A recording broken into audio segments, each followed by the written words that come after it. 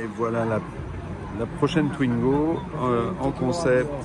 Je suis très content qu'il l'expose finalement sur le mondial. J'avais un peu peur qu'il ne l'expose pas.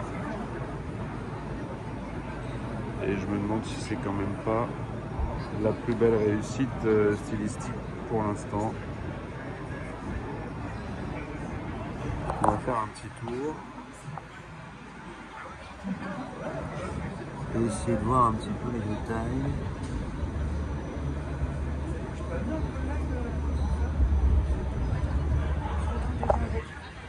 Par exemple, vous pouvez voir que en fait on peut passer la main quasiment. J'exagère un peu, mais il y a un jour, sur cet arrondi des feux, l'emplacement pour la plaque est déjà là.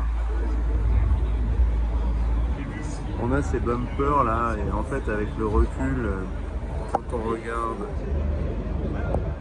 la R4, on voit que c'est à peu près les mêmes en fait. Et que ça va se retrouver sur la Twingo. Ce qui est vraiment réussi, c'est que on a des ailes vraiment musclées, une voiture qui est bien posée.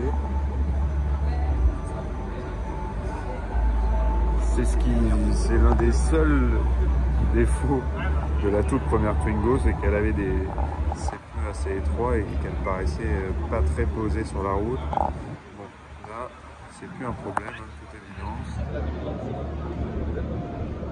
On a des élargisseurs, mais même sans les élargisseurs, ce sont des ailes qui sont bien galbées.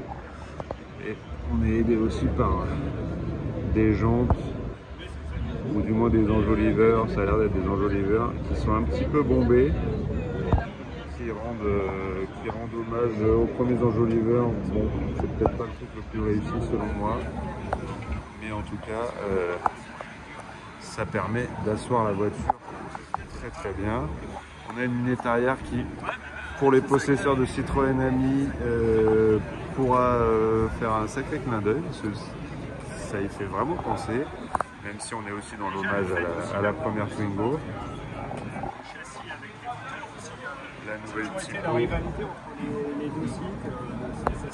Tipo qui est très chouette, hein. On a le plus de la batterie, le G, c'est le petit point qu'on retrouve sur les GPS. Voilà, ils ont essayé de faire des choses plutôt chouettes. Et on va faire le tour.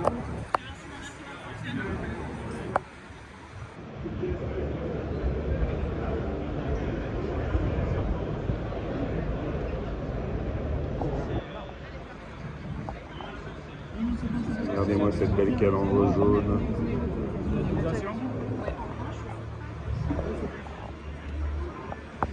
Et on va arriver sur l'avant de cette Twingo. Vraiment extrêmement belle intégration des 5 portes. J'espère qu'ils vont réussir à maintenir cette poignée au milieu pour les 5 portes, parce que c'est vraiment ce qui fait la différence, je trouve, aujourd'hui. Au contraire, ces rétroviseurs, franchement, sont pas fantastiques, c'est pas très inspiré. Je trouve qu'elle méritait un peu mieux.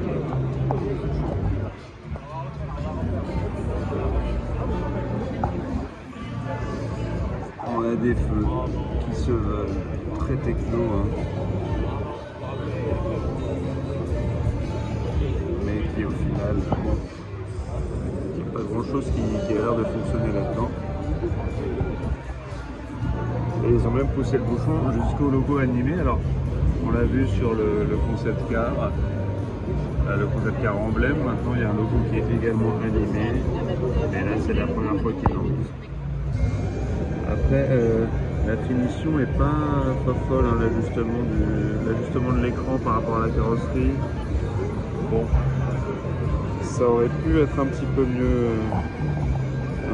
réalisé. Et puis on nous promet cette entrée d'air comme une alimentation de la fibre. Bon, on en revient toujours au même point.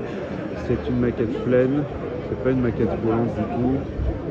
Donc tout ça, bon, ce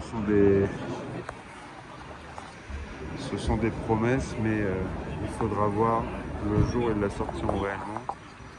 Et encore une fois, on va retenir déjà ce monocore qu'on retrouve, hein, c'est vrai que c'est de plus en plus rare d'en voir et c'est vraiment une bonne nouvelle. Et ces ailes, vraiment, ces ailes qui permettent de bien poser la voiture. Voilà, là on a une voiture extrêmement bien posée sur la route. On a hâte de la voir.